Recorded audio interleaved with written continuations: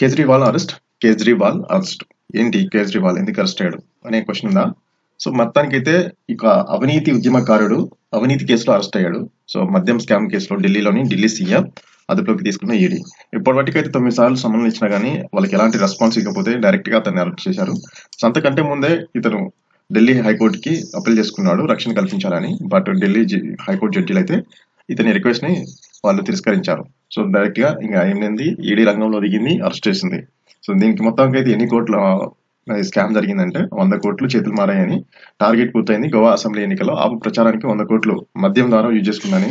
ఇదే కేసులో మన తెలంగాణకి సంబంధించిన ఎమ్మెల్సీ కవిత కూడా అరెస్ట్ అయింది. సో మరి అది ఒకప్పుడు అవినీతిగా ఉన్న మన ఇది గవర్నమెంట్ సిస్టమ్ ని మార్చడం కోసం ఈయన ఏదో చేద్దామని వచ్చాడు. బట్ చివరికి అవినీతి కేసులోనే అరెస్ట్ అయ్యి కావాల్సి వచ్చింది. అలా ఉంటుంది. ఇతనికి సపోర్ట్ ఇస్తున్న వాళ్ళందరూ కొంతమంది ఉన్నారు. బట్ యాక్చువల్ గా ఇతని బ్యాక్గ్రౌండ్ చూసుకుంటే మాత్రం ఏం జరిగింది అనేది చూస్తే ఫస్ట్ ఇతని బ్యాక్గ్రౌండ్ చూసుకుంటే వెళ్దాం. Who is Kejriwal? So Kejriwal ఎవరు? ఒక మెకానికల్ ఇంజనీర్. ఐఐటి ఖరగ్పూర్ లో చదువుకున్నాడు. ఐఐటి ఖరగ్పూర్ లో చదువుకున్న తర్వాత అతను 2012లో ఆమ్ ఆద్మీ పార్టీని ఎస్టాబ్లిష్ చేశాడు. ఆ తర్వాత 2013లోని డైరెక్ట్ గా నెక్స్ట్ ఇయరే చీఫ్ మినిస్టర్ ఆఫ్ ఢిల్లీగా ఎలక్ట్ అయ్యాడు. సో చీఫ్ మినిస్టర్ ఆఫ్ ఢిల్లీగా ఎలక్ట్ అయిన తర్వాత అది ఒక పర్సన్, ఒక normal person Aam Aadmi party అనేది ఒకటి ఎస్టాబ్లిష్ చేసి విత్ ఇన్ 1 year లోనే చీఫ్ మినిస్టర్ అవడం అనేది ఒక రికార్డ్ బ్రేకింగ్.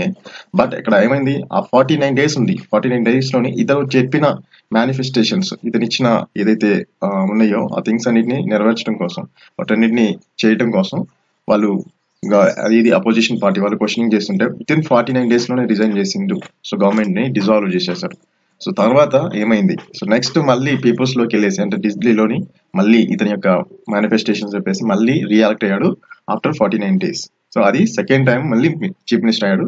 మొత్తానికైతే ఇతను ఒక former bureaucrat and politician and also chief minister of Delhi. So ఇది అరవింద్ కేజ్రీవాల్ అయితే ఇండియాలోని ఒక పొలిటీషియన్ గా వర్క్ చేసుకున్నాడు. బట్ ఫార్మర్ గా IRS ఆఫీసర్ గా వర్క్ చేశాడు.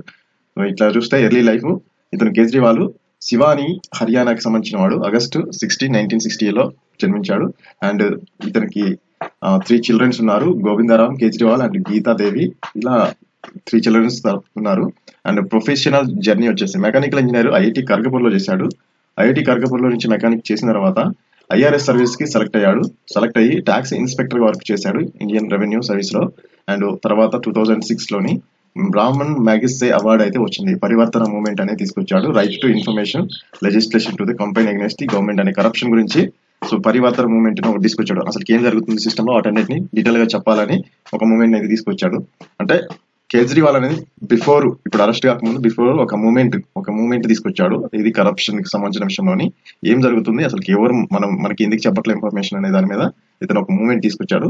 తర్వాత ఒకటి పబ్లిక్ కాజ్ రీసెర్చ్ ఫౌండేషన్ ని స్టార్ట్ చేశాడు. అడ్వకేటింగ్ ఫర్ ట్రాన్స్పరెంట్ గవర్నెన్స్ విషయంలోని గవర్నమెంట్ ఏమేమి స్కీమ్స్ ఇస్తుంది, ఎంత కష్టపడుతుంది, వాటన్నిటి గురించి ఒక public cause research foundation start చేశాడు. And political career Aam Aadmi పార్టీని వచ్చేసి 2012లో స్టార్ట్ చేసిన తర్వాత 13లోనే సీఎం అయ్యాడు. 49 days లోనే రిజైన్ చేశాడు. మళ్ళీ అగైన్ గా ఢిల్లీ సీఎం గా ఎలక్ట్ అయ్యాడు. సో అప్పటి నుంచి ఇంకా కంటిన్యూగా చేస్తూనే ఉన్నాడు. అపోజిషన్ పార్టీ వాళ్ళని వ్యతిరేకిస్తూనే ఉన్నాడు. అతను చేసుకుంటూ వెళ్ళిపోతున్నాడు. సో ఢిల్లీని ఒక రేంజ్ లో డెవలప్మెంట్ చేస్తూ ప్రజెంట్ అయితే ఈ కరప్షన్ కేసు, ఈ ఫ్రాడ్ కేసులోని, ఈ మద్యం లిక్కర్ కేసులోని ఇన్వాల్వ్ అయ్యాడు. సో అది మరి తర్వాత ఆమ్ ఆద్మీ పార్టీ మామూలుగా ఒక సింగిల్ స్టేట్ పార్టీగా ఉంది.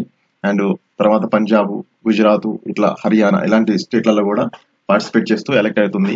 అందుకే దీన్ని నేషనల్ పార్టీగా కూడా గుర్తించబడింది ఎలక్షన్ కమిషన్ నుంచి. అండ్ ట్విట్టర్ ఇన్ఫ్లుయెన్స్లలో కేజ్రీవాల్ మోస్ట్ ఫాలోడ్ పర్సన్ గా చీఫ్ మినిస్టర్ గా ఉన్నది. సో టోటల్ గా సో ఇది ఇతని బ్యాక్గ్రౌండ్. సో ఈ విధంగా జరిగింది. కానీ బట్ అరెస్ట్ అనేది అన్ఫార్చునేట్లీ ఇలాంటి పర్సన్ మనకి అవినీతి కేసులో అరెస్ట్ కావడం అనేది మనం రేరు. ఎందుకంటే ఇట్లాంటి కుంభకోణంలోని క్లైమాక్స్ మాత్రం ఇట్లా అరెస్ట్ కావడమే తప్ప ఏముండదు. కానీ ఒక చేంజ్ తీసుకొచ్చిన పర్సన్ ఒక 10 years నుంచి ఏదో చేద్దామని వచ్చిన పర్సన్ ఇలాంటి కేసులో ఇన్వాల్వ్ అయ్యి ఇలాంటి కేసులో అరెస్ట్ కావడం సో మరి చాలా బాధగా ఉంది. బట్ కానీ ఇది అందరికీ తెలియాలి కాబట్టి ఇది చేస్తున్నాను. సో మీకేమనిపిస్తుందో మీరు కామెంట్ చేయండి. ఇన్ కేసు మీకు నచ్చితే ఫాలో కండి నా ఛానల్ని. Thank you.